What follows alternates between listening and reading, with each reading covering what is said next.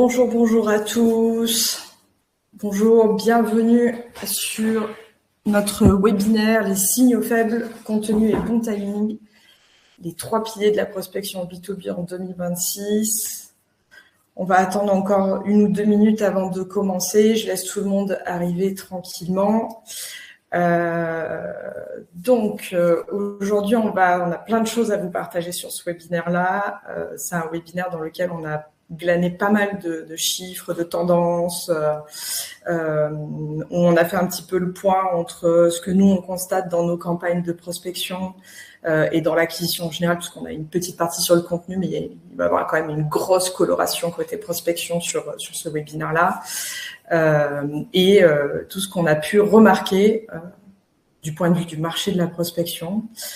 Ça va être assez pédagogique. On va vous partager quelques templates, enfin pas templates, mais quelques-unes de nos campagnes, mais ça va vraiment être plutôt sur une montée en puissance de comprendre si pour vous c'est une réalité, parce que c'est pas une réalité pour tout le monde.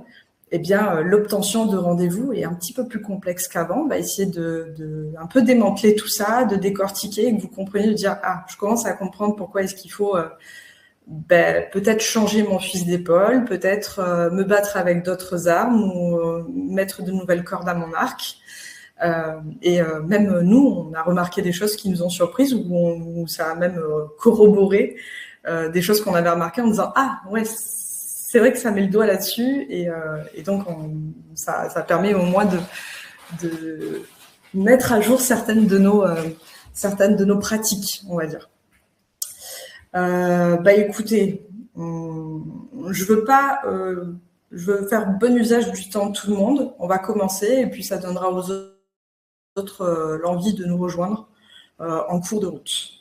Donc, on va démarrer tout de suite. Donc, ce webinaire, c'est pour les commerciaux et les dirigeants qui font du B2B et qui veulent transformer leurs signaux faibles. Je vous donnerai la définition de signal faible un peu plus tard, en rendez-vous qualifié et tout simplement pour vous aider à un peu mieux performer commercialement si vous sentez qu'en ce moment, il y a un petit peu plus de résistance. Donc, je vais vous mettre tout de suite dans le bain. Parce que l'idée, c'est un peu de tapisser le fond de ce webinaire avec le contexte du marché de la prospection B2B.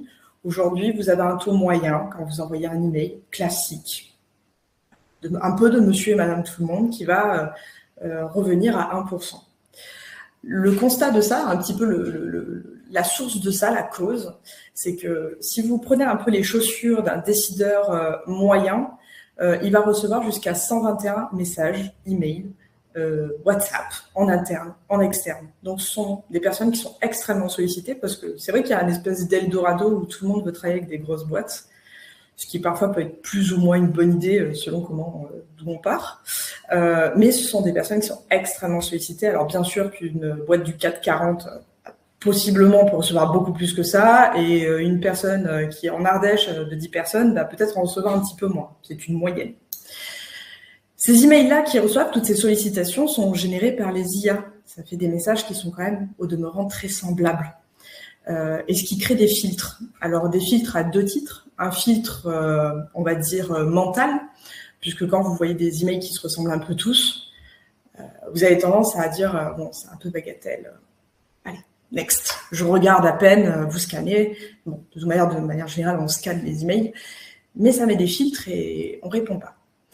Et le deuxième filtre, c'est un filtre technique, outil, que peut utiliser Google ou Microsoft, parce que vous verrez un peu plus tard dans le webinaire que vous verrez qu'il lit vos emails avant même que vous ne les ouvriez vous-même et va finir à la corbeille, va les reclasser, déclasser, etc.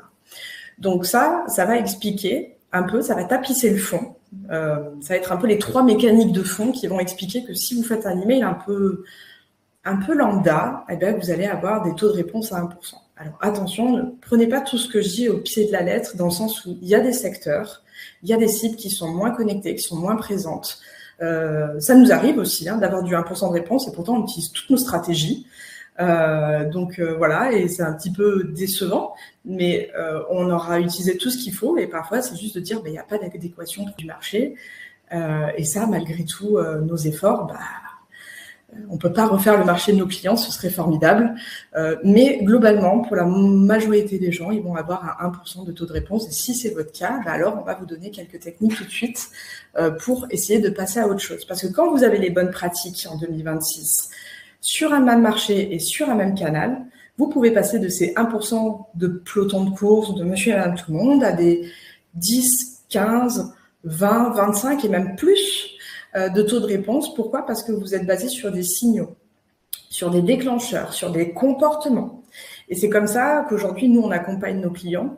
Et tout l'enjeu de ce webinaire, c'est de vous dire comment vous allez passer de ce fameux 1% à passer de l'autre côté. Et donc, c'est ce que je vais décortiquer aujourd'hui avec vous.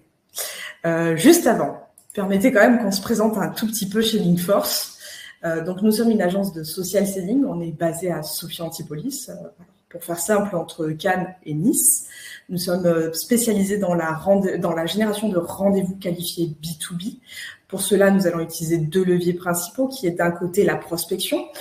Donc, je suis la consultante là-dessus, campagne email et LinkedIn, et du contenu B2B qui va être plutôt de la prise de parole du dirigeant. Donc, on va vraiment essayer, alors on a aussi éventuellement des commerciaux, on peut avoir aussi d'autres interlocuteurs, directeurs marketing, mais en général, ce qu'on apprécie le plus faire et ce qu'on recommande, c'est prendre la parole du dirigeant et l'exposer, parce que en fait, c'est aussi une plateforme dans laquelle on va créer sa réputation. Et la parole du dirigeant a souvent un poids assez conséquent. Donc, c'est plutôt dans ce sens-là qu'on essaie de pousser nos clients. Cela, on le fait plutôt en clé en main, mais pas que. On fait du consulting, on fait de la formation. On a différentes offres pour accompagner nos clients. Et ce qui est intéressant quand vous travaillez avec une agence, c'est qu'on a une vision terrain, une vision insiders. Moi, je me plais à dire qu'on a une espèce de 6e sens qui se développe, puisqu'on a l'habitude de certains produits. Il y a même des produits qui peuvent se ressembler, qui vont prospecter un marché qu'on connaît déjà ou un secteur qu'on connaît déjà. Et on arrive à voir un petit peu, avec plus ou moins d'aisance, de se dire « Ah, ça peut fonctionner. Ah, je devrais commencer à ça parce que ça ressemble à ça. » Donc, vous avez vraiment une donnée réelle de nos campagnes, de notre expérience, mais aussi des infos insiders, puisque nous avons été invités chez LinkedIn France à Paris en avril dernier, et il y a des informations que assez peu d'équipes commerciales connaissent aujourd'hui sur LinkedIn. Et donc, si LinkedIn est votre terrain de chasse, restez bien jusqu'à la fin du webinaire parce qu'on va vous en dire plus sur tout ce qu'on a pu récupérer.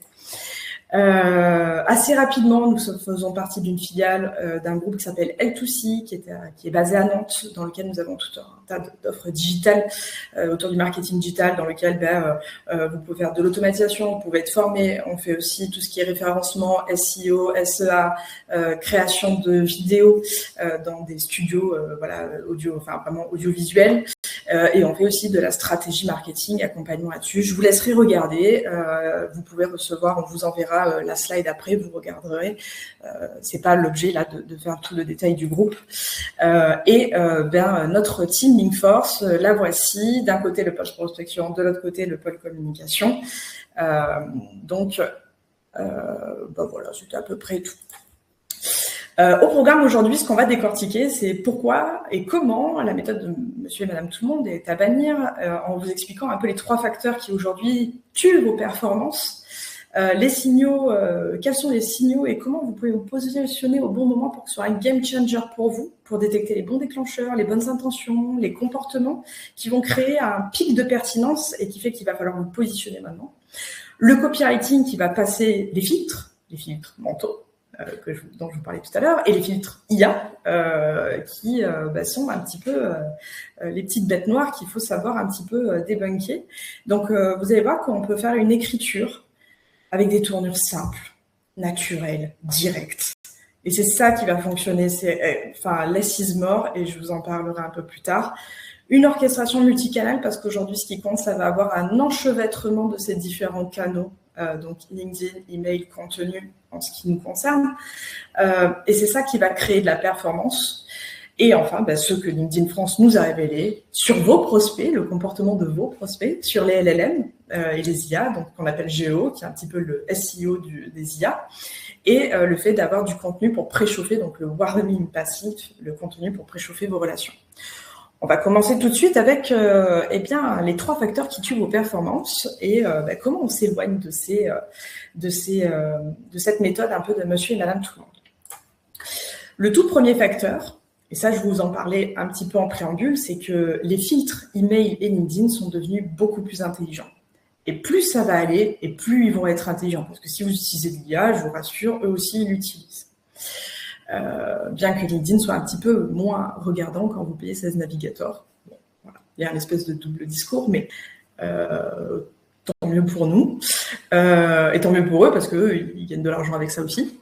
Et donc, 40% des emails sont déclassés par Gmail et par Microsoft parce qu'ils sont jugés pas pertinents.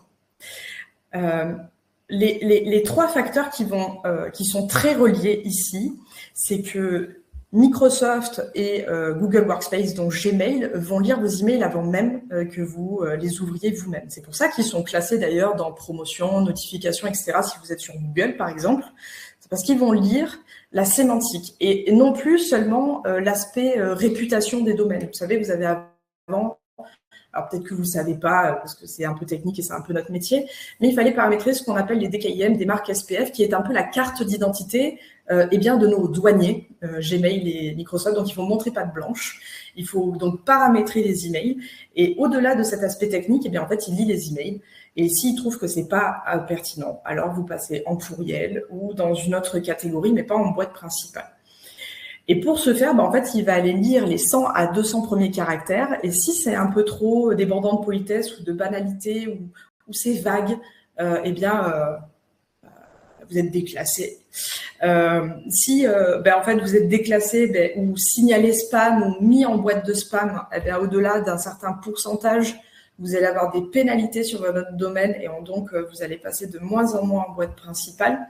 D'où le fait d'être un petit peu plus attentif sur nos copywriting et sur nos approches, parce que en fait, eux, ils vont pas nous rater. Si vous ratez, eux, ils nous ratent pas, de toute façon. Le dernier point qui réunit assez bien, parce que ça, LinkedIn, il le fait, mais il le fait un peu moins. Mais il le fait. Il faut le faire sur vraiment une grosse quantité, d'un coup, pour que vous soyez signalé en spam, comme un spammer. Mais LinkedIn, là où il le voit un petit peu mieux, c'est détecter un peu les rythmes d'envoi qui sont très réguliers, un peu toujours les heures fixes, etc. Donc c'est pour ça que nous, en général, on prospecte pas le week-end, on va prospecter dans des heures de bureau, on va avoir un timing aléatoire. Enfin bon, tous les outils le proposent aujourd'hui. Mais je veux dire, si vous le faites ça un peu à la mano et vous envoyez un peu tout à la chaîne comme ça, vous pouvez être un peu plus facilement détecté. Donc voilà, donc tous cette réunion de ces 4 éléments-là font que vous êtes un peu, en tout cas, vous passez beaucoup moins en boîte mail. Et donc, si on ne voit pas vos emails, alors ça va commencer à être compliqué. Le deuxième, c'est peut-être c'est une partie qui va un peu plus vous intéresser parce que c'est un peu plus sociétal, c'est un peu plus comportemental. Pourquoi ? Parce que votre acheteur aujourd'hui contrôle son propre parcours d'achat. On a regardé que 83%, selon les stats et les analyses qu'on a vues, c'est que 83% du parcours d'achat B2B est désormais autodirigé par le prospect par lui-même. En fait, aujourd'hui, vous ouvrez Claude, vous mettez toutes les données de votre entreprise que vous acceptez partageables par l'outil, à l'outil, et vous lui dites, donne-moi tous mes angles morts. Et en fait, l'outil va aller chercher tout un tas de données, donc sur Internet, etc. Et en fait, quelque part, il va aller faire, voilà, j'ai tel problème, et il va aller s'auto-éduquer. Et en fait, la question que vous devez vous poser, c'est de vous dire, mais comment il s'éduque en fait ? Qu'est-ce qu'il voit passer ? Et est-ce que je suis présent ? Et en fait, quand ces personnes-là ont regardé tout ce qu'il fallait, en fait, là, vous venez enfin intervenir en dernière instance. Et donc, c'est pour ça qu'on dit qu'il y a une moyenne de 200 jours, donc ça fait quasiment un 2/3 d'année, c'est beaucoup. Et donc, pendant ces 2/3 d'année, la question que vous devez vous poser, c'est mais qu'est-ce qu'il a vu et est-ce que j'étais là ? Et donc ça a une moyenne, parce qu'il y a des ventes complexes, il y a des ventes moins complexes. C'est sûr que si vous vendez un bâton d'encens, c'est plus simple à vendre. Vous allez mettre moins de temps que si vous avez des offres à tiroir et que vous vendez aussi à des grosses boîtes, etc., etc. Voilà, il y a quand même un certain nombre de paramètres qui rentrent en ligne de compte. Mais la mécanique est la même parce que le B2B, c'est B2Cisé. La même manière que vous allez observer avant de faire un achat, les décideurs B2B vont faire la même chose. Et donc, vous avez 94% des groupes d'acheteurs qui utilisent un LLM avant de s'adresser à vous. D'où l'intérêt de commencer à rédiger du contenu qui soit repéré par ces LLM pour que vous puissiez remonter et être tout simplement perçu, vu. Et quand, donc ce que je vous disais, quand vous entrez dans la boucle, l'acheteur s'est déjà fait une idée de ce que vous faites et souvent, c'est fait par une IA. Donc ça, c'est un peu plus nouveau et donc il faut s'adapter. Le dernier facteur, c'est que aujourd'hui, en reparlant encore d'IA, l'IA a démocratisé ce que moi j'appelle un simulacre de personnalisation. On fait croire que c'est la personnalisation, mais ça n'est pas. Ce que tout le monde envoie, c'est bonjour, prénom, j'ai remarqué qu'entreprise est dans tel secteur.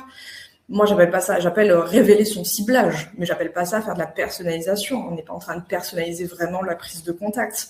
Et donc, ça fait une détection, ça fait go en spam à 3 secondes. Pour donner un peu de granularité sur les 121 emails dont je parlais tout à l'heure, mais en fait, ce qu'il faut que vous compreniez, c'est qu'en fait, il y a plutôt entre 60 et 120 emails de prospection que reçoivent un décideur. Donc, si vous faites tous je ne parle pas de vous, mais si on fait tous la même chose, alors on ressort plus et on part tous en spam, en fait. Et donc, on reste sur ces statistiques un peu bof. Alors, la personnalisation, elle est plus au niveau de est-ce que j'ai mis un prénom, un nom, une compagnie. Elle est, qu'est-ce que j'ai vu? Qu'est-ce que j'ai observé? C'est quoi le contexte? Est-ce que tout l'objet des signaux faibles et de tout ce qu'on va remarquer de l'extérieur en amont qui va amener cette personnalisation? Et vous allez voir qu'en fait, vous n'avez pas besoin d'avoir un canon pour tuer une mouche, en fait. Ici, je sais très bien qu'il y a des personnes qui sont venues de par nos campagnes sur des fiches Google. Bon, je vais pas trop en dire, je vais en garder pour plus tard. Mais on a fait un ciblage. On vous a juste dit qu'on vous avait trouvé comme ça. On a remarqué que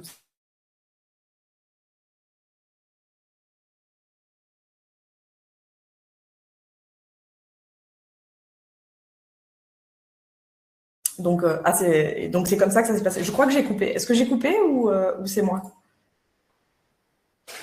Non, dites-moi s'il y a eu un petit bug. Ouais, il y a eu un petit bug. Ok. Donc du coup, voilà. Donc on passe à la suite. Ces signaux d'achat. Ces signaux d'achat, c'est vraiment se positionner au bon moment et donc ça peut être un game changer avec vous parce que c'est votre capacité à détecter ou à rebondir rapidement sur quelque chose que vous avez remarqué de l'extérieur. Et si vous ne le faites pas, à chaque fois que vous perdez un peu de temps à le faire, en fait, il perd de son impact.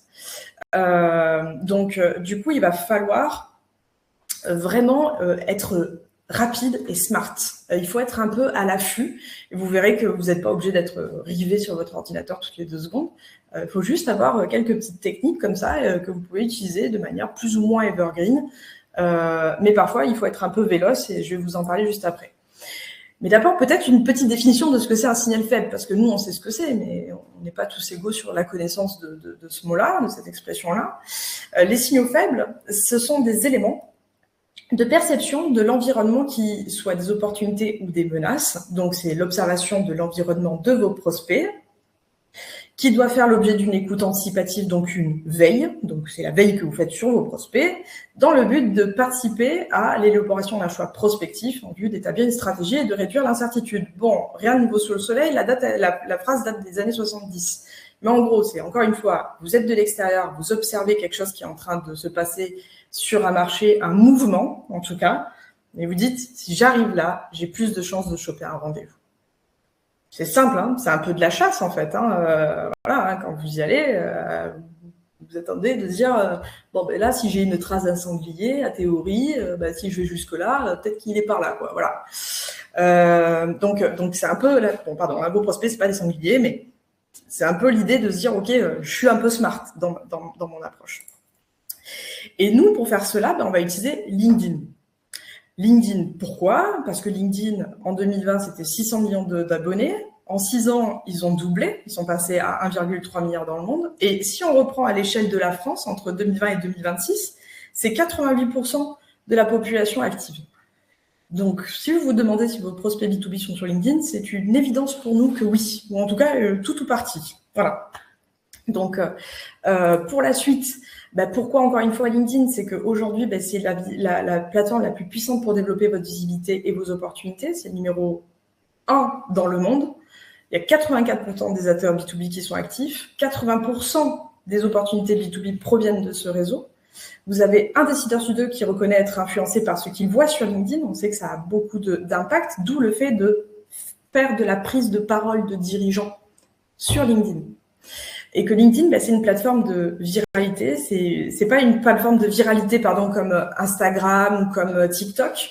C'est pas ça leur business model. C'est une plateforme sur laquelle vous allez construire votre réputation. Et vous construisez, c'est pas seulement partager du contenu, c'est vraiment construire la manière dont on vous perçoit vous, en fait. Et ça, c'est important. Parce que moi, j'ai toujours une phrase que je dis à tous mes clients. Les gens ne croiront jamais ce que vous dites, ils croiront ce qu'ils voient. Et donc, il va falloir le démontrer au travers de brochures commerciales, de vos fiches Google, quand elles sont bien renseignées et quand elles ont des notes, par un compte Instagram. En fait, c'est toute la nourriture que vous allez apporter intellectuellement qui va faire foi. Et donc, voilà, c'est pas juste parce que vous dites j'ai un super offre, elle est moins chère, elle est comme ci, elle est comme ça. Sur un email, ça joue plus complètement ça. Il faut aller utiliser encore d'autres armes un petit peu plus baquées au départ pour pouvoir aller plus loin. Et donc, pour aller un peu plus loin sur les échantillons de signaux faibles, voilà, vous en avez quelques-uns. Et même, je vais vous partager un petit peu cette astuce et l'esprit dans lequel je vous conseillerais d'y être. Si à chaque fois, admettons, vous avez un forfait Sales Navigator, c'est une centaine d'euros par mois. Alors, je connais pas votre budget. Mais si vous preniez juste l'habitude de dire toutes les personnes avec qui j'ai un rendez-vous, qui étaient concluants ou pas concluants, vous les mettez dans une liste Sales Navigator et vous dites rendez-vous effectué. Alors, s'ils sont clients, vous le mettez ailleurs parce que voilà, c'est client. Mais s'ils sont pas clients, eh bien, vous regardez de temps en temps s'ils ont changé de boîte. En général, les gens ne changent pas trop de secteur dans leur vie. Souvent, ils vont être dans des choses assez proches. Eh bien, s'ils changent d'entreprise et que vous avez déjà eu une relation, donc un premier rendez-vous, vous êtes devant déjà toutes les autres personnes avec qui il a pas parlé en fait. Et c'est ça qu'on appelle un champion qui change d'entreprise. Vous avez déjà échangé, il a déjà un peu senti votre énergie, qui vous étiez, ce que vous faisiez. Et donc, si vous arrivez au moment où il change d'entreprise, c'est tout bénef pour vous. Et je trouve que c'est une très bonne habitude à prendre. Et quand nos clients font ça, ils ont pris l'habitude de faire ça parfois, parce que parfois certains le font. Ça, c'est très, très pépite pour nous. Et on peut arriver sur des fenêtres de 30 à 90 jours à des conversions qui sont quand même assez géniales, en fait. Pareil, quelqu'un qui fait une prise de poste. Les prises de poste dans les 90 derniers jours, 3 fois plus de chances d'amener sur un rendez-vous. Et d'ailleurs, petit tips, un nouveau C-level va dépenser 70% de son budget dans les 100 premiers jours. Donc, c'est tout bénef. Quelqu'un qui visite votre site, votre page de tarifs, vos comparatifs, vos blogs. Une page de tarifs qui est visitée, si vous l'appelez dans les 60 minutes. Alors bon, faut être un peu réactif et puis c'est pas tout le monde qui peut faire ça, qu'on soit d'accord. Mais vous avez 21 fois plus de chances d'aller sur un rendez-vous. Et donc de faire une présentation et voire même de le convertir en client. Alors ça fait plus de sens peut-être sur un outil SaaS, on s'entend, que sur d'autres outils. Mais voyez en fait, selon la vélocité avec laquelle vous pouvez interagir, vous êtes plus du tout dans le même game en fait. Les levées de fonds, les expansions, les fusions-acquisitions, les reprises d'entreprise, ça aussi vous avez 30 à 60 jours parce que après quand elle est reprise d'entreprise, so what, vous arrivez un peu tard quoi. Les recrutements. Ça, un recrutement, par exemple, un recrutement de 5 SDR, ça veut dire qu'il y a besoin d'un outil RH, un outil de prospection, un outil marketing, un outil IT, donc tout autant de choses sur lesquelles vous pouvez vous positionner, et tout ça parce que vous avez vu des recrutements. Une boîte qui recrute, c'est une boîte qui a du cash. Généralement, quand on n'a pas de fonds de roulement ou de cash, on recrute pas des gens. Ça va pas bien se passer. Donc du coup, c'est un signal aussi. Les interactions sur les posts LinkedIn, les vôtres ou ceux de vos concurrents, le réseau d'un concurrent, les alumni, les groupes en commun, tout ça, c'est très evergreen. Vous pouvez le faire un peu à n'importe quel moment. Et pour nous, ça fonctionne très bien et je vais vous montrer quelques exemples après. Si vous avez des questions, n'hésitez pas à les poser. Parce que je les relirai après et mon cher ami Hugo, si vous avez des questions côté communication, ce sera lui qui vous répondra. Mais voilà, donc moi j'ai plutôt la coloration prospection. Donc si vous avez des questions, n'hésitez pas à les poser. Je reviendrai après, je remonterai le feed. Donc voilà pour les échantillons. Selon ce que c'est, alors vous n'êtes pas obligé, mais si vous êtes un petit peu taquin, vous pouvez multiplier les signaux. Vous pouvez faire une combinaison, non pas de un signal, mais de 2 signaux, parce que parfois, un signal, c'est nécessaire, mais c'est pas toujours suffisant, parce qu'il y a des secteurs où c'est un peu plus complexe, ils sont beaucoup plus surchargés, beaucoup plus prospectés. Donc, pour avoir de meilleures performances, on va croiser des signaux. Par exemple, quelqu'un qui fait un recrutement, vous avez un logiciel RH, il y a un recrutement et il visite votre site, c'est le moment d'y aller, hein. Faut pas tarder. Voilà. Les champions qui changent de boîte, donc c'est ce que je vous disais tout à l'heure, et qui vont dans une boîte qui fait des levées de fonds, si vous avez fait la liste dont je vous parle tout à l'heure, c'est bien, vous êtes peut-être un peu mieux positionné que les autres. Vous avez un logiciel, encore une fois, où, je sais pas, vous voyez une presta de coaching sur une fiche Google qui a pas de super notes, ou sur un Reddit ou un truc comme ça, et vous voyez qu'en même temps, je sais pas, voilà, vous êtes une ESN. Vous êtes une ESN, vous voyez que il y a des gens qui se plaignent sur Reddit d'une ESN. Donc les ESN sont des gens ce sont des boîtes qui ont des IT à disposition dans la boîte et qui les mettent à disposition d'une autre boîte qui veulent développer du logiciel, enfin des parties logicielles. Et vous voyez qu'ils recrutent, positionnez-vous en disant j'ai vu votre petite remarque sur telle boîte, voilà, nous on a ça, etc. Bon voilà, vous pouvez le faire un peu plus habilement que ça, vous pouvez être très cash, ça c'est votre tonalité, c'est vous qui voyez. Règle de base, maximum 2 signaux par message, parce qu'après ça devient un peu cringe, un peu oulala, c'est un peu intrusif, c'est un peu creepy, c'est oulala, vous observez beaucoup trop ma vie, monsieur. Voilà. Donc pas trop non plus dans les signaux. Et un petit tableau pour vous dire que voilà les approches génériques versus les approches. Alors c'est un tableau un petit peu pour mettre en perspective, voilà. Mais en gros, vous voyez que en fait vous allez multiplier vos chances d'obtenir des rendez-vous. Mais l'effet positif aussi d'avoir tous ces signaux, cette création de contenu, tout ce que je vous explique, c'est qu'en fait vous allez pouvoir diminuer parfois jusqu'à 40% la durée de vos cycles de vente. Et si vous avez un cycle de vente qui passe de 3 à 6 mois, de 1 à 2 mois ou même de 2 à 3 mois, ça change des choses, question fonds de roulement, question cash, question trésorerie dans une boîte. Ça change les perspectives de croissance. Donc, pourquoi ? Parce que vous allez avoir 3 fois à 6 fois plus de réponses d'email et vous avez besoin d'avoir 3 fois à 6 fois plus à vos réponses de messages et d'email pour avoir plus de conversions. En fait, il faut optimiser tout le tunnel. Donc, j'ai besoin d'arriver en boîte email. J'ai besoin d'avoir un bon point d'ancrage, une bonne approche pour obtenir mon rendez-vous. Et plus j'ai de rendez-vous, plus j'ai de chances de signer. C'est vraiment très mathématique. Et ça, on l'a remarqué avec nos reportings, c'est qu'au bout d'un moment, on sait que quand on envoie tant d'emails, on arrive à avoir tant de réponses. Dans ces tant de réponses, on arrive à avoir tant de rendez-vous. Et dans tant de rendez-vous, on arrive à avoir tant de signatures. Très mathématique. Je vous assure, c'est même un peu troublant. Et à chaque fois, je me dis, c'est fou. Mais c'est comme ça. Partie 3. Les copywriting. Alors, si vous voulez passer en boîte mail, les copywriting qui vont passer les filtres, je vais vous en parler tout de suite avec une petite... L'idée, c'est juste d'avoir une petite observation pertinente du contexte de votre prospect. Et ça, je vous montre un petit peu un contre-exemple. La fausse personnalisation, ça marche pas. Là, c'est un de mes collègues, mon collègue de travail, reçoit « Bonjour Anthony, j'ai vu que votre rôle chez Linkforce pouvait avoir du sens pour développer mon réseau au plaisir. » Qu'est-ce que vous voulez répondre à ça ? Vous répondez rien, quoi. Voilà, on sait qu'on a été ciblé, on sait qu'on a été automatisé, alors que si Anthony, il avait écrit un post en disant « J'ai vu ton post qui parlait du webinaire sur ça », vous voyez, en fait, vous avez vu quelque chose et du coup, ça va personnaliser et vous allez moins passer... voilà, ça pollue un peu le reste de la conversation que vous pouvez avoir parce que sur LinkedIn, en plus, vous avez tout l'historique, donc c'est pas top.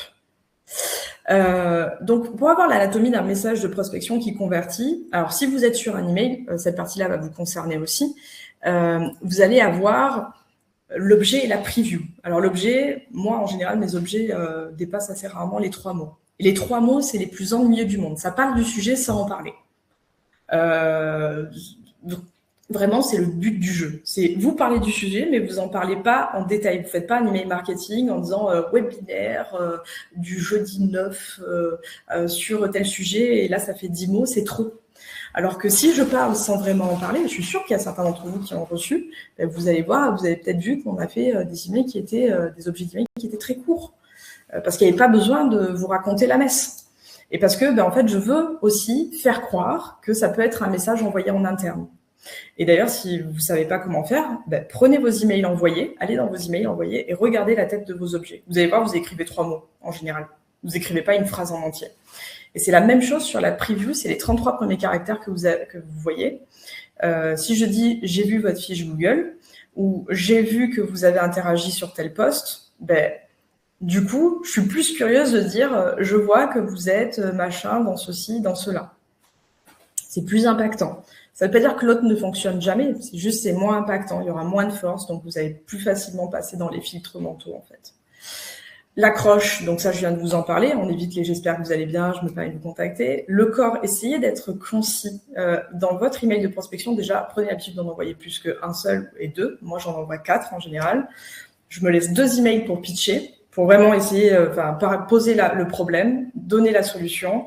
Et après, les 2 derniers sont souvent les mêmes pour moi. C'est est-ce que vous êtes la bonne personne? Et finalement, on ne se parle pas, mais est-ce que je peux comprendre un peu votre contexte? Voilà. Et comme ça, j'ai mon break-up email, on termine.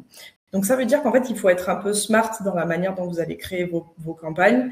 Il y en a un où vous allez essayer de détecter, de voir, d'arriver un peu à pas de velours. Je vais vous montrer quelques exemples après. Et dans le deuxième, vous allez rentrer un peu plus en profondeur. Je vais vous en parler parce que là, c'est un peu flou. Dans les CTA, essayez d'éviter de faire toujours des appels à l'action, surtout dans vos premiers emails. Demander un rendez-vous, c'est extrêmement chronophage. C'est très engageant. Et donc, si on se connaît ni d'Adam ni d'Ève, je vais me dire pourquoi je vais te donner mon temps en fait. Dites-vous que la personne que vous prospectez, elle a aucune raison de vous apprécier. Vous pop-upez dans sa journée, elle vous a rien demandé, elle a tout un tas de choses à faire à part se concentrer sur vous. Et donc, c'est plus facile de lui dire est-ce que c'est un de vos sujets en ce moment, d'arriver un peu plus à pas de velours, et quitte à venir un peu plus tard dans une relance, à être un petit peu plus poignant. Vraiment, la prospection, c'est un temps court et un temps long. Et c'est un temps de bon timing. Le temps court, parce qu'un email, ça a un jour de date. Voilà, au bout d'un jour, les gens vont plus lire vos emails. Ça, c'est sa date de vie. Mais par contre, c'est un temps long parce qu'il faut du temps pour déployer les campagnes. Et des fois, il y a des campagnes qui vont tourner 1 mois et demi avant d'arriver tout au bout. Donc, c'est un peu un jeu de patience aussi. Malgré le fait que la durée de vie de votre email, c'est 1 jour. Donc, ce qui va vous faire vous repérer, c'est j'espère que cet email vous trouvera bien. Alors, nous, on l'utilise, les IA le font très souvent, mais nous, on l'utilise pas trop parce que c'est plutôt un truc anglophone. Mais les IA nous le proposent assez souvent parce que voilà, c'est une traduction. Les 2+, et en conclusion, il est important de noter, dans un paysage actuel, notre solution innovante, commencer par nous sommes des leaders, ce qui change pas. Ça, vous le voyez souvent, ces approches-là. Et en fait, lisez-le à voix haute. Moi, souvent, j'ai beau avoir écrit mon email, le regarder, et je me dis, et quand je le lis à voix haute, je me dis, ça sonne bizarre. Et donc, en fait, comment je le redirais si je le disais à l'oral? Et en fait, c'est comment ça sonne qui compte. Alors, le sens de ce que vous dites, bien sûr, mais est-ce que ça sonne bien? Et c'est ça qui va faire qu'on va passer le filtre IA, de se dire, ouais, je le dirais vraiment comme ça, pour de vrai. Voilà. Et ça, c'est c'est un peu au feeling aussi. Il y a un petit côté feeling quand même. Alors, le avant-après un copywriting. Avant, vous voyez que dans le paysage macroéconomique, alors, j'ai pas mis de... Pardon. Actuel, en évolution rapide, l'importance de la souveraineté numérique ne peut être sous-estimée. Les organisations doivent exploiter. Ouh là là, celle-là, vous avez envie de vous ouvrir les veines ou de vous jeter par la fenêtre. C'est sûr. Jamais vous lisez le premier. Le second, c'est un message que j'ai écrit pour un de mes clients qui vend de la souveraineté numérique en France et en Europe.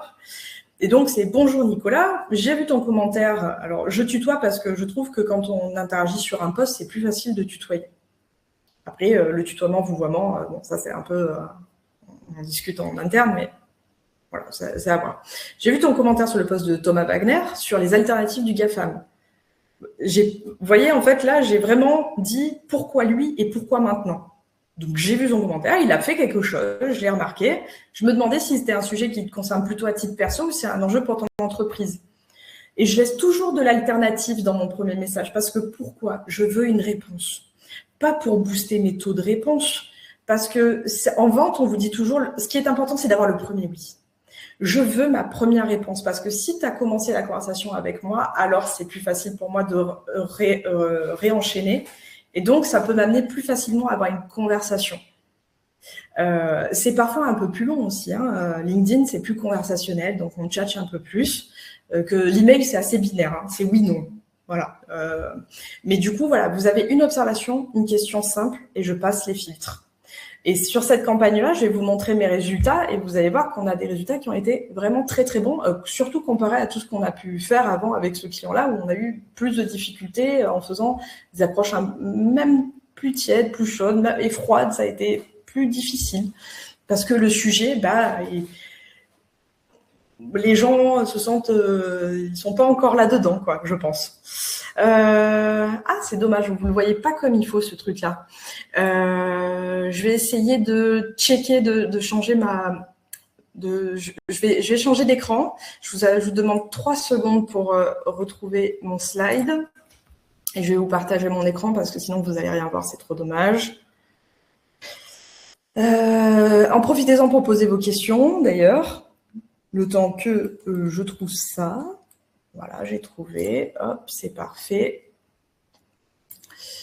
Tac, tac, tac, tac. Donc, je vais partager mon écran une seconde. Sur ma fenêtre, tout l'écran. Voilà. Vous me dites si vous voyez. Ah oui, vous me dites si vous voyez. Ce serait bien que je le vois d'abord, vos réponses. Est-ce que vous voyez ? Je vois pas. Ah oui, je vois mon écran, donc ça devrait être bon.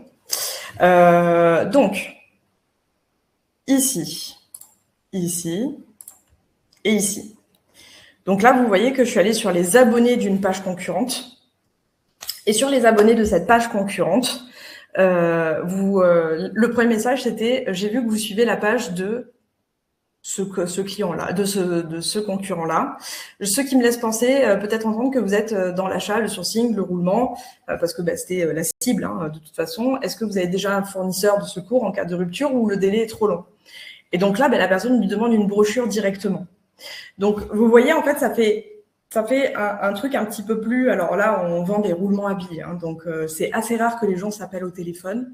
Donc, en général, on va demander une brochure. Vous voyez, en fait, chaque secteur a un peu ses codes. Mais pour vous dire, en fait, mon intent, c'était il est abonné de tel prospect-là. En général, quand on s'abonne à de tels concurrents-là, en général, quand on s'abonne à une entreprise qui vend des roulements à billes, c'est qu'on est concerné. Sinon, tout un chacun, on le fait pas. Voilà. Donc, on va poser une question dans l'alternance et vous voyez qu'en fait, je suis c'est très simple comme approche. Après, c'est plus de se poser la question de qu'est-ce qu'on va mettre ici dans la question pour créer de l'alternance. Mais ça, vous faites ça avec... voilà, vous essayez juste de vous dire, est-ce qu'on peut en discuter ou pas? Voilà, vous essayez de créer... je sais pas comment dire, vous pouvez vous aider de l'IA, en fait, pour vous donner des bonnes idées aussi, quoi. Une autre possibilité, c'est les anciens collaborateurs. C'est ce que je vous disais. Quand on vous dit, alors ça c'est une astuce qu'on a fait avec une cliente qui a très très très bien marché. Voilà, j'ai vu sur votre profil que par le passé vous avez collaboré avec telle entreprise. On se connecte et vous voyez, là c'est ma demande de connexion, elle est très simple. Et puis, je vais commencer à aller un peu plus loin. Ravi de cette connexion, je profite de cette expérience commune pour savoir, voilà, parce que nos solutions sont installées sur certains de leurs systèmes. Est-ce que vous avez déjà entendu parler de nous? Parce que s'il n'a jamais entendu parler de lui, ça sert à rien que je le pitch. Useless, total. Donc du coup, et s'il répond pas, je vais encore envoyer une question. Je vous pose la question parce que je me demandais si par rapport à vos activités actuelles, ça impliquait la conception. Et vous voyez, en fait, je suis toujours un peu dans l'interrogation. Alors, j'insiste parce que, en fait, les gens ne répondent pas. Et au pire, ça va à la fin de ma séquence et puis j'aurai pas de réponse à ma séquence. Mais s'ils répondent, comme vous voyez là, la personne, elle lui demande un doodle pour réserver un créneau. Vous voyez, on a bien fait d'insister un petit peu. Un autre exemple, encore une fois, sur LinkedIn, et vous voyez qu'on peut vraiment insister. Et donc, là, c'était sur les alumni d'une école. Je vois que vous êtes alumni de l'école. Et cette personne-là n'a jamais fait cette école, de sa vie, c'est sûr. Il est même pas dans le même pas architecte, en fait, d'intérieur. Donc, on a fait un petit peu de networking, en fait. C'est toujours intéressant de suivre entre professionnels de l'aménagement d'intérieur. Très simple comme approche, pas compliqué, pas besoin de faire de la personnalisation, c'est juste vous observer quelque chose. Donc, si vous êtes intéressé par, donc la personne lui répond, et là je crois que c'était au mois de février, elle leur a répondu au mois de juin, donc il s'est passé quand même beaucoup de temps. Si vous êtes intéressé, nous pourrions nous rencontrer d'ici fin juin. Donc, voyez, en fait, tout ce que vous envoyez, c'est pas forcément des bouteilles à la mer. On a bien fait d'insister parce que cette personne-là a dû se souvenir qu'on a dû la prospecter, a remonté le fil, on lui a donné beaucoup de ressources, l'Instagram, la brochure commerciale, la fiche Google, et là, elle s'est dit, OK, ça doit être quelqu'un de plutôt fiable. Donc, c'est vraiment important que vous ayez ça en tête pour aller un peu plus loin. Je continue avec les emailing. Je vous contacte parce que je suis tombée sur votre fiche Google de votre agence de location et je me demandais si vous proposiez des appartements en location courte durée. Alors ça aussi, c'est quelque chose que j'utilise beaucoup. C'est que quand j'ai pas la chance de pouvoir trier les gens en amont, eh ben, je fais une question qui fait en sorte que les personnes s'excluent d'elles-mêmes. Pour qu'elles me disent, en fait, je leur laisse la porte de sortie. Si elles ne me répondent pas, je vais continuer à parler, au moins encore 3 fois de plus. Si elle me dit je suis pas concernée, je la laisse tranquille. Je lui parle plus. Elle n'est pas dans ma cible. Pourquoi l'embêter? Et comme ça, je n'écorche pas la réputation de mon client. Et en même temps, je préqualifie. Et donc, vous voyez que la personne lui a dit vous seriez disponible à 10h pour une visio. On a fait on a fait la même approche, même cible, mais cette fois-ci sur Airbnb. Et la personne a dit bravo, c'est une excellente idée. Je rêvais de faire ça. Donc c'est pas moi c'est mes captures d'écran. Moi, je dis juste ce qu'on fait. Voilà, et là pareil, on a fait avec un bâton d'encens, et donc là c'est découvrir notre catalogue. Donc c'était tout ce que je voulais vous partager en termes de voilà un peu les approches que vous pouvez mettre en place assez facilement. Oups, j'ai enlevé ma présentation. Donc voilà, est-ce que ça vous parle? Est-ce que vous trouvez ça plutôt logique comme approche? Et je serais curieuse d'ailleurs de savoir si à des questions comme ça, comment vous le ressentiriez si vous receviez quelque chose dans ce sens-là. Je vais juste essayer de faire remettre ma slide qui a été un petit peu long tout à l'heure. C'est pas grave, en entre-temps, je vais juste repartager de nouveau mon écran. J'ai pas encore tout à fait pris en main l'outil sur lequel je vous fais la présentation pour être tout à fait transparente, donc on s'apprivoise. On passe à la quatrième partie sur l'orchestration du multicanal. Gardez en tête que si un décideur va recevoir 121 emails par jour, il a un quota nous, de notre côté, on a un quota de 100 invitations par semaine, vous pouvez pas faire du monocanal, ça va limiter vos chances. Non, nous on peut envoyer 100 emails par jour et 100 demandes de connexion par semaine, donc ça limite vos chances. Donc il faut multiplier vos chances. Et c'est le rôle stratégique de chaque canal. LinkedIn, ça va être très conversationnel. On va préchauffer la relation, on va faire des messages assez courts. L'emailing, c'est plus structuré, ça va être une espèce de colonne vertébrale. On va beaucoup être dans la proposition de valeur, beaucoup partager de contenu, parce que quand vous mettez des brochures commerciales sur LinkedIn, ça s'affiche pas toujours très bien, ça fait une espèce de carré pas toujours très joli, donc vous l'utilisez avec beaucoup de parcimonie. Sur l'emailing, en fait, c'est juste un lien hypertexte, donc c'est plus simple. Sur le contenu, c'est là où vous allez travailler votre crédibilité, votre fidélité, votre confiance et votre prise de parole. C'est la manière dont vous allez être perçu non seulement par vos pairs, mais aussi par vos prospects. Et en fait, le mélange de tout ça, le mix de ces canaux-là, va créer en fait une cohérence et une confiance sur lequel vous pouvez prendre de l'avantage au niveau de votre marché. Donc nous, on vous recommande 50% d'email, 30% de LinkedIn, 20% de contenu.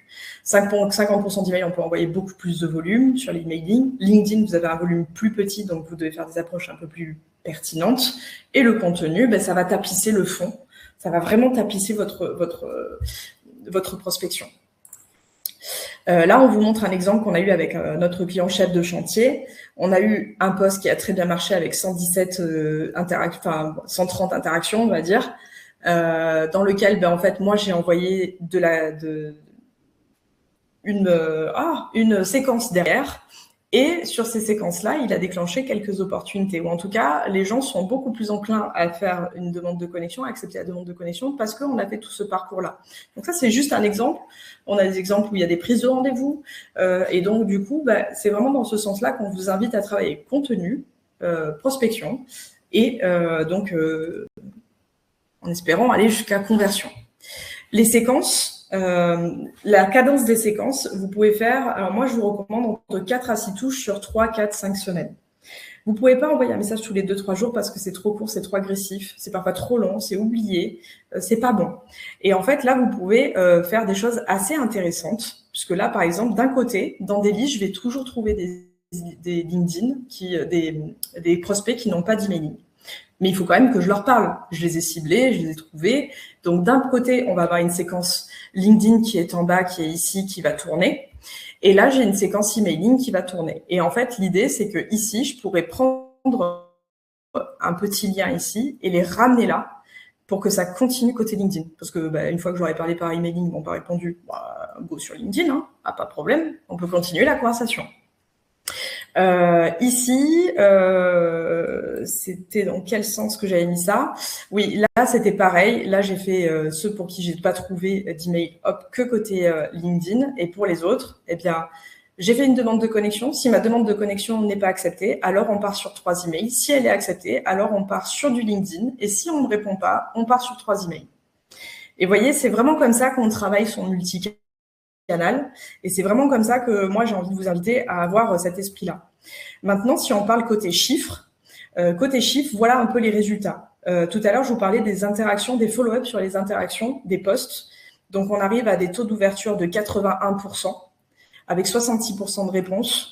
On est quand même très, très loin, mais sur des toutes petites listes. Hein, vous verrez que je fais aussi des énormes listes. J'ai pas de problème avec ça. Quand on vous dit que les envois de masse sont morts, c'est pas vrai. Ça dépend ce qu'on fait. Il faut le faire intelligemment, dans une stratégie dans laquelle on fait du gros, du masse d'un côté. Quand sur LinkedIn, on fait des choses un peu plus propres, enfin sur les profils qui proviennent de LinkedIn sur lesquels on trouve un email, on fait un peu plus propre. Et sur LinkedIn, on fait du très chaud, on fait du très pertinent, parce qu'on ne veut pas trop se griller auprès des gens. Pareil, interaction sur un post, 48% de taux d'ouverture, 60% de taux de réponse. Les anciens d'une boîte dans lequel est cette personne, 80% de taux d'acceptation, 50% de réponse. Les anciens, encore une fois, 70%, 26% de réponse. Donc, ouverture, c'est taux d'acceptation, parce que là, on est sur des campagnes plutôt LinkedIn. Les pages concurrentes, on est un petit peu plus bas, mais c'est toujours plus intéressant que ce qu'on avait avant sur ce client-là. 29% de taux d'acceptation et 30% de réponse. Donc, vous voyez, en fait, sur ce taux de réponse-là, j'ai pas dit qu'elles étaient toutes positives, hein, c'est pas ce que je dis. Je dis juste qu'on a des réponses, et dans ces lots de réponses, on a des réponses positives. Donc, c'est ça qu'on veut optimiser. Là, vous voyez qu'on a 4000 prospects là-dedans. On a 7% de réponses, ce qui est vraiment plutôt pas mal pour de l'emailing sur du mass mailing. Donc, c'est vraiment pas mal. Là, on a même du 12%. Donc, vous voyez, en fait, c'est bon. Je vais pas tous vous les commenter, mais c'est pour vous dire qu'en fait, quand vous utilisez des séquences qu'elles soient multicanales ou pas, le fait d'utiliser des signaux va booster vos performances. Et c'est très concret. Tac. Qu'est-ce qu'il me reste? Il me reste quoi comme temps? Je pense que j'ai un petit peu dépassé. Allez. Est-ce que vous avez des questions? Est-ce que ma slide a chargé? Ma slide n'a pas du tout chargé. C'est un bonheur. Donc, du coup, on va continuer. Donc, ce que LinkedIn France nous a révélé. Donc, en avril 2026, notre directrice générale Chloé a été invitée par LinkedIn France à Paris pour un événement réservé aux agences. Et donc, vous allez vraiment avoir la primeur de tout ça. Donc, le premier insight clé qu'on veut vous partager, c'est que LinkedIn est la source numéro 1 des LLM B2B. C'est le domaine qui est le plus souvent cité devant Google, devant HubSpot, devant Salesforce, 5 fois plus cité par les LLM en 2026 qu'en 2025. Donc, si vous voulez faire des prises de parole sur votre secteur, manifestement, il y a certainement quelque chose à faire côté LinkedIn. Le trafic qu'il y a vers LinkedIn explose, donc on a plus 60% de visites provenant de l'IA sur les profils. C'est-à-dire qu'en fait, aujourd'hui, on va plutôt favoriser les contenus longs, type article, type newsletter. Mais ça veut dire que quand ils viennent sur la newsletter, après, ils viennent sur votre profil. Et moi, je peux, de mon côté, faire récupérer tous les gens qui sont dans tel secteur et qui visitent le profil. Bam, je leur envoie une demande de connexion. J'ai vu que vous avez visité mon profil. Tiens, je sais pas si vous avez vu ma newsletter, vous pouvez aller vous connecter. Vous voyez, c'est comme ça, en fait. On essaye de trianguler, en fait, et de faire jouer les gens dans notre terrain de jeu. plus 50% de trafic de plus 50% de trafic de recherche provenant de l'IA vers des pages entreprises. D'ailleurs, insight assez intéressant. Jusqu'à présent, LinkedIn essayait de vous expliquer que la page à entreprise n'est pas ce qu'elle poussait le plus souvent, c'était les profils. Or, les LLM ont un peu tordu le bras à LinkedIn là-dessus parce que les LLM adorent les structures de données de LinkedIn, des pages LinkedIn. Elle adore ça. Et donc, ce qui fait que quand il y a une prise de parole aussi sur la page entreprise, elle ressort plus facilement dans les LLM. Et donc, aujourd'hui, LinkedIn, de manière organique, va faire toujours ressortir à l'intérieur de la plateforme toujours les posts des dirigeants. Mais de plus en plus, on voit arriver un petit peu la partie création de contenu sur la page entreprise. Très intéressant parce que comme quoi une technologie intérieure est venue un peu tordre le bras à LinkedIn. Donc, plus de 20% de trafic des recherches IA vers les articles, et ils le disent pas, mais il y a les newsletters. On le dit pas ici, mais il y a les newsletters. Et 3 fois plus d'acheteurs B2B adoptent la recherche IA plus vite c'est même plus rapide que le B2C. Parce que les gens qui ont des métiers un peu de bureau ou pas d'ailleurs, captent assez rapidement le truc et veulent l'utiliser. Les gens aussi qui dans le BTP, les chantiers, tout ça aussi, pas de problème. Mais du coup, vraiment, il y a un habitus qui est très très rapide comparé à se dire comment j'utilise dans ma vie de tous les jours en perso. C'est pour une recette, un truc comme ça. Les 3 règles pour exister dans les réponses LLM, c'est publier des articles et des newsletters. Un format de 800 à 1200 mots, des contenus LinkedIn les plus cités dans les réponses IA devant les posts courts. Ces articles et ces newsletters on essaye de viser une dizaine de commentaires de qualité, avec beaucoup d'interactions, des discussions longues. Ça renforce le signal, c'est comme ça qu'on est plus. Donc, d'où l'idée où aujourd'hui encore, on vous dit d'être clivant, mais ce n'est pas une obligation d'être clivant, sachez-le. Il y a des clients chez nous qui ne veulent pas être clivants et on ne l'est pas. Il y a des gens qui veulent être clivants et on y va franco. Donc, les pages naturisent en langage, c'est ce que je vous disais, description, produit, voilà, tout ça, les LLM adorent et donc poussent de plus en plus LinkedIn. C'est pour ça qu'il apparaît devant tous les autres, un Reddit, etc. L'effet de warming passif, donc là, je vous explique un peu l'infrastructure d'autorité qui travaille pour vous 24 heures auprès des LLM, c'est je crée du contenu de qualité sur LinkedIn, je suis cité par les LLM, les prospects me connaissent beaucoup mieux et quand je fais mes demandes de connexion, elles sont plus facilement acceptées. Et donc, qui on est, nous, dans tout ça, quand même, pour refaire un peu la boucle sur nous rapidement, c'est que nous, on va utiliser ce double levier Link Force. On va piloter des deux côtés cette équation. La prospection, elle va être basée sur des signaux faibles, tels que je vous ai expliqué jusqu'à maintenant, plus la création de contenu qui va être fait par les autres consultants de notre entreprise qui font de la prise de parole du dirigeant. Et ces deux leviers vont se renforcer mutuellement de façon durable et mesurable. Et c'est ça la force. Ce qui fait que Linkforce, pour nous, notre point différenciant, et c'est comme ça qu'on s'identifie sur le marché, c'est que nous, on va coupler vraiment tous ces signaux faibles, on va contacter avec le meilleur timing possible. On fait aussi de la masse, Il n'y a pas, encore une fois, on ne vous dit pas de faire du volume, la prospection, c'est du volume. Mais on va essayer de faire volume et pertinence. Et en fait, on va travailler avec 3 niveaux différents. Et quand votre marché vous le permet, malgré tout, parce que certains d'entre vous, vous avez des marchés qui sont plus difficiles à prospecter, parce que surchargés, parce que très concurrentiels, parce que avec une site qui est parfois moins présente. Donc, on va essayer de coupler les signaux quand c'est possible, sinon, on va devoir passer par d'autres moyens. Encore une fois, ce que j'essayais de vous dire, c'est que on a une stack qui est un peu l'assise mort. Nous, en fait, quand vous prenez une prestation chez nous, vous payez rien de plus à part votre LinkedIn, Sales Navigator, parce que ça, c'est notre outil de base. Sinon, tout est inclus. On ne va pas vous demander de racheter d'autres choses au-dessus, sauf cas exceptionnel. On a ces doubles leviers de l'acquisition, de la prospection et de la création de contenu, et on va booster votre présence grâce au LLM parce que les formats dont je vous parlais, newsletter, articles, etc., la création de posts classiques sur des profils, on va vous accompagner sur tout ça pour que, en fait, on puisse boucler cette boucle. Et donc, on a terminé.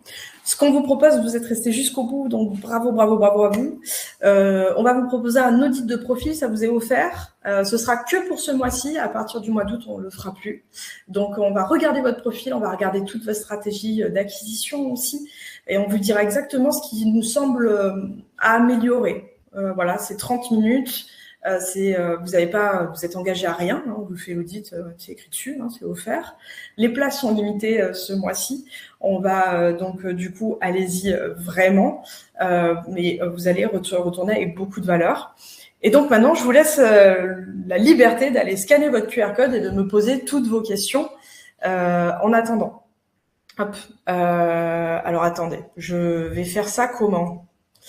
Parce que du coup, je vous laisse quelques secondes pour le faire. Alors attendez, je vais juste regarder dans le chat quand même. Ok. Ah ok, je vois que tu as donné aussi. Alors dans le chat, vous avez aussi le calendrier de Chloé pour pouvoir le faire. Je suis désolée parce que du coup ma slide est partie.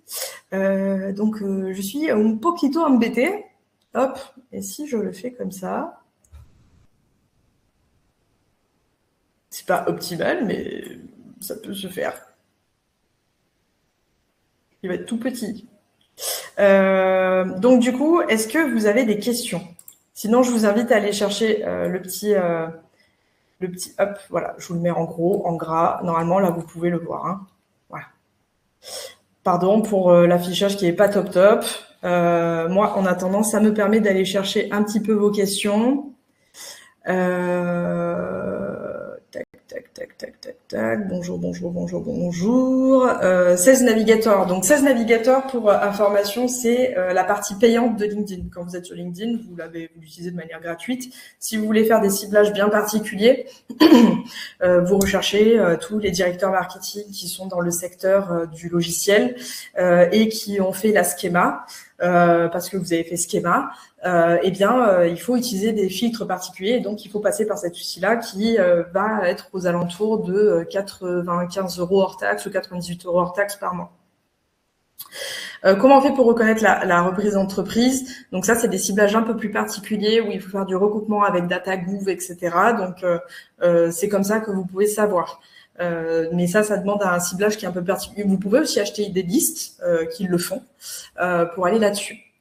Est-ce qu'on s'adresse à des services qui sont non francophones? Bien sûr, on le fait dans toutes les langues. On a on prospecte en Grèce, au Portugal, on fait toute l'Europe, on fait les États-Unis, on fait partout. Aujourd'hui, avec de l'IA, on a zéro frein à faire. Et dans tous les cas, nos clients, on revérifie toujours ce qu'on écrit. Rien n'est envoyé sans votre validation. C'est automatisable ou 100% personnalisé. Alors du coup, je vois qu'Hugo aussi, tu as répondu entre-temps, mais je sais pas dans quel contexte a été posée donc la question. Donc c'est pour ça que je sais pas trop quoi répondre. Sur quel logiciel avez-vous créé ce que vous présentez avant avec les chiffres? Sur quel logiciel avez-vous créé? Donc c'est notre outil en interne. Et effectivement, il est très souple. Moi, je trouve que pour avoir utilisé la Growth Machine, Lemlist, Wallaxy, quand je suis obligée de retravailler sur ces outils-là, mon cœur saigne, vraiment, parce qu'on peut faire tellement de choses avec. On peut avoir un niveau de personnalisation et on peut faire des reporting comme personne. Vraiment, j'ai l'air d'être un peu vantarde quand je dis ça, mais je vous assure, on arrive à des niveaux de granularité où on peut dire c'est telle liste, c'est dans tel secteur, c'est dans telle ville que ça performe le mieux. Et ça, c'est très pépite quand même. Hein, voilà. Pour expliquer l'outil, donc je vous recommande de faire un rendez-vous avec donc comme notre outil, on l'a pas forcément mis en public, ça reste quand même notre outil en interne. On est en train de l'ouvrir de plus en plus. Du coup, c'est mieux de faire un rendez-vous avec Chloé pour qu'elle vous dise tout ça avant d'aller un peu plus loin. Ok. Je pense que vous avez eu le temps de scanner le QR code. Donc, j'arrête mon partage. Est-ce que vous avez d'autres questions sur n'importe quoi? Ou est-ce que tout a été clair pour vous?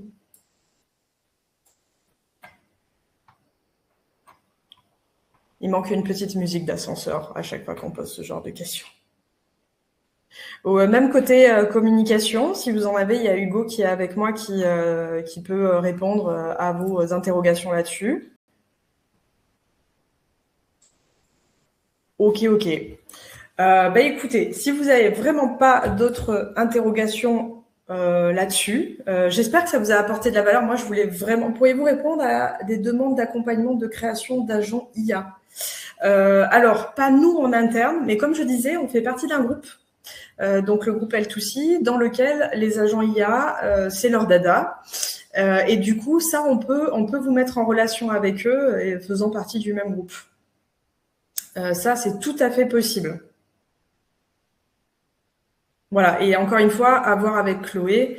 Voilà, j'espère vraiment avoir respecté ma parole de vous dire, en fait, ce que je voulais vraiment vous transmettre dans ce webinaire-là, c'était de vous dire, voilà pourquoi, en fait, les réponses se font plus tardives, parce que les outils sont plus intelligents et filtrent mieux, parce que nous aussi, on filtre mentalement, parce que le comportement du B2B a changé, a évolué, et parce que, en fait, à un moment donné, il faut quand même se dire, faut pas faire de la fausse personnalisation, il faut faire des choses qui sont très simples, faire des approches qui sont très simples.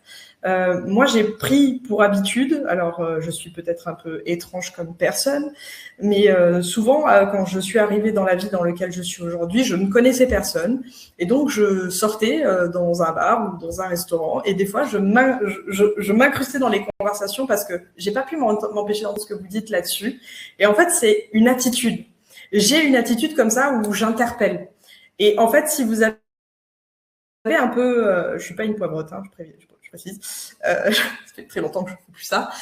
Mais du coup, c'est vraiment d'avoir ce côté « j'interpelle parce que j'ai vu quelque chose ». Et il faut que vous soyez vraiment dans cette attitude de regarder quelque chose et de se dire « il y a peut-être moyen de le faire ». Et donc, ça fait appel à votre sens de la déduction, de l'observation. Et en fait, n'oubliez pas que vous devez... comment dire Ah, j'ai oublié mon propos. Voilà, bon bref, du coup j'ai lu le message, j'ai complètement zappé, autant pour moi. Voilà, mais en gros, vous devez faire appel à votre sens de la déduction. N'oubliez pas que vous êtes là pour faire vivre votre entreprise. Votre entreprise, elle a besoin d'argent pour vivre. Donc, n'ayez pas peur. Il n'y a pas de honte en fait à poser des questions, à dire est-ce que c'est un sujet chez vous? On vous engueulera jamais de poser une question, et pour avoir la réponse, il faut toujours poser la question. Donc, c'est vraiment dans cette attitude-là que je vous incite à être comme ça. Voilà. Et comme le dit très justement Blandine, c'est vrai que l'IA nous a poussé à faire des approches beaucoup plus humaines. Et en fait, même dans mes approches là où certains pourraient se dire bon, ça se voit qu'elle fait une petite approche automatisée. En fait, il faut que ça sème le doute. Si juste j'ai laissé entendre de se dire ça pourrait être écrit en automatique et en même temps ça pourrait être vraiment quelqu'un qui écrit, alors j'ai tout gagné. C'est juste ça, mon travail. C'est de laisser, de se dire, peut-être c'est automatisé, peut-être que c'est une vraie personne et je vais quand même répondre. Et ça, j'ai tout gagné quand je fais ça. Bien. Eh bien, écoutez, on va pas... mon Dieu, je crois que c'est la première fois de ma vie que je tiens mon timing sur un webinaire. Donc, j'ai bien fait mon travail aujourd'hui. On va vous souhaiter un très bon appétit, une très bonne après-midi. On vous laisse vous inscrire donc de nouveau sur le lien de notre chère Chloé pour votre audit gratuit. Vous avez ici le calendrier, je vous l'ai remis dans la conversation. Inscrivez-vous, profitez-en, abusez-en. Ça va vous apporter beaucoup de valeur. On a beaucoup de données à vous partager. Du coup, que vous dire, à part vous dire à très bientôt, et peut-être que j'aurai la chance d'accompagner l'un d'entre vous bientôt, ou Hugo. Très belle journée.